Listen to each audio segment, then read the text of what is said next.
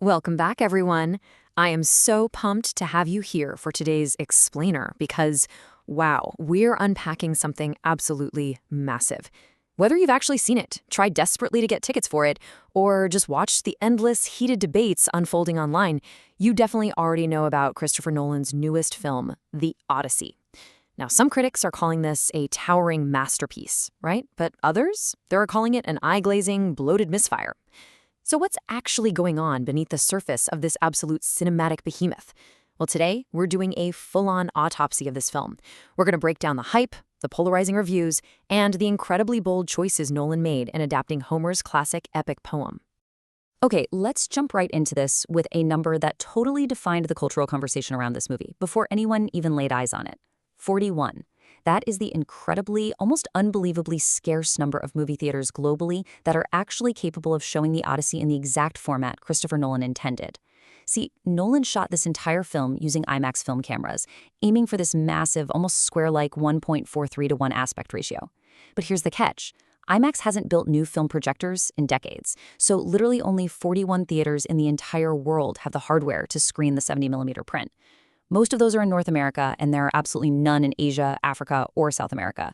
Meaning, if you see it anywhere else, you're quite literally losing a chunk of the picture. And honestly, that exclusivity brilliantly illustrates how the film's format became this wild cultural phenomenon all on its own. Seeing the Odyssey in true IMAX 70mm turned into this massive Western status symbol. I mean, when tickets went on sale a full year in advance, they sold out in an hour. An hour! Apps crashed, fans literally planned cross-country road trips, and scalpers started reselling opening weekend tickets online for up to $1,000. $1,000 for a movie ticket. It was basically the Taylor Swift Eras Tour for film nerds. But once people finally got into the theater, what exactly did they see? Let's get into part 1, the Nolanization of Homer. So think about Homer's original chronology. It's relatively straightforward, right? The hero leaves Troy, he fights some terrifying monsters, and he goes home to Ithaca. Simple. But Nolan? Nolan does not tell a straightforward linear adventure story here. Instead, he treats this myth exactly the same way he treated Oppenheimer or The Dark Knight. He uses this heavily fragmented structure with nested flashbacks stuffed inside of other flashbacks. The narrative constantly jumps back and forth between Odysseus desperately trying to get home and his son Telemachus trying to protect his mother Penelope from her ruthless suitors. If we map that out, Nolan frames the entire story in the present with a nameless bard named Phemius, played in a pretty wild cameo by rapper Travis Scott, by the way, who weaves the tale aloud.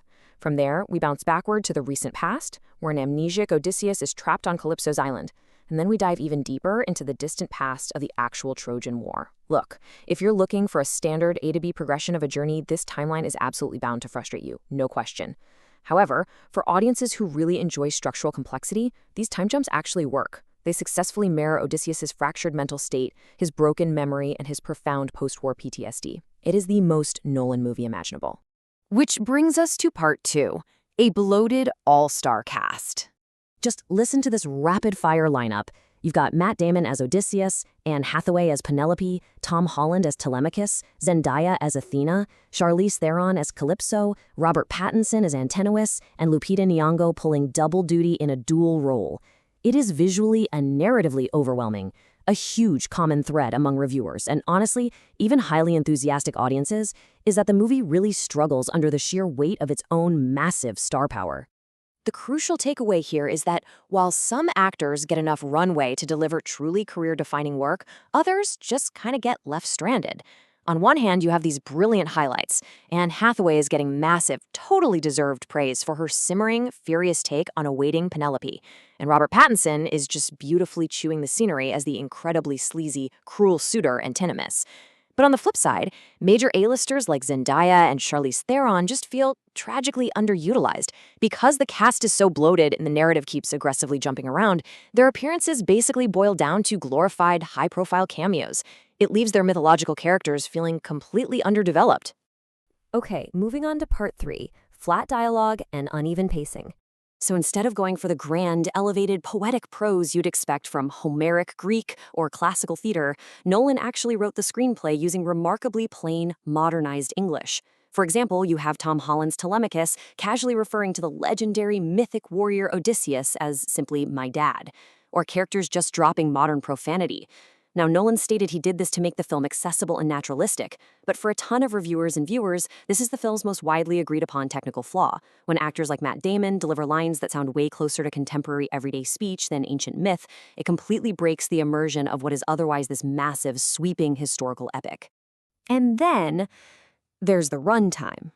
172 minutes. Yeah, that's 2 hours and 52 minutes of incredibly dense, heavy cinema aiming to capture the sheer psychological weight of a 10-year journey.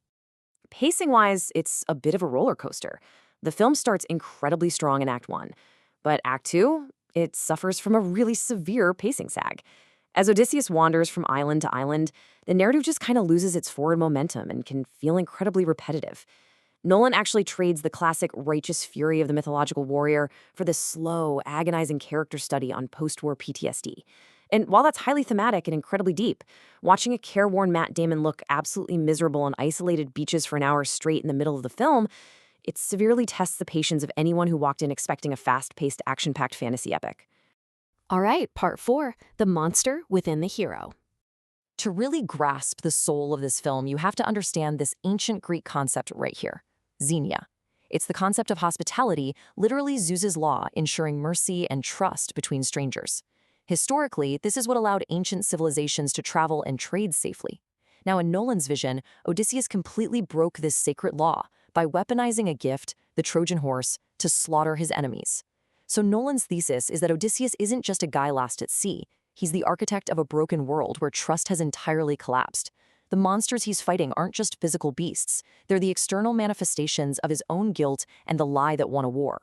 It's a genuinely brilliant, modern lens to view the myth through, and it really challenges us to think about the real-world cost of broken trust.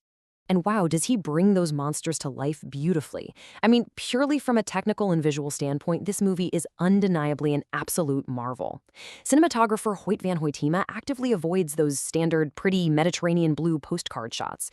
Instead, he opts for these vast, stark landscapes of loneliness that heavily emphasize the isolation of the sea. Plus, Nolan avoided digital green screens wherever humanly possible, so we get a massive physical Trojan horse emerging from the sand. We get Samantha Morton's genuinely terrifying turn as Circe, a horrifying one-eyed Cyclops, and witches in the underworld directly inspired by old-school Ray Harryhausen stop motion. These practical effects give all these mythological creatures a grounded, nightmarish, tactile weight that CGI just simply cannot replicate. Finally, Part 5, a flawed, cinematic masterpiece. When you synthesize all of this, it really boils down to this reality. The Odyssey is a flawed masterpiece of incredible scale. It is a deeply serious, visually towering exploration of PTSD that is structurally complex to a fault. It is absolutely not concerned with being a 99 out of 100 crowd pleaser, not at all. It is a dense, dialogue-poor, heavily stylized director's piece. It's the kind of movie that is going to deeply, deeply reward viewers who love thematic depth and practical filmmaking, while probably completely alienating those who just wanted a fun, linear fantasy adventure. Which leaves us with this final provocative thought for you to ponder. When a filmmaker takes a swing this wildly ambitious, shooting on literal 70mm film, assembling the absolute biggest cast in Hollywood, and radically rewriting the structure of the oldest story in Western literature, does the ambition justify the flaws? Is this dense 3-hour epic a towering triumph of cinema, or is it a structural misfire crushed by its own sheer scale? I really want you to think about that and keep it in mind the next time you sit down in the theater, especially if you're lucky enough to be sitting in one of those 41 true IMAX seats. Thank you so much for joining me for this explainer, and keep learning.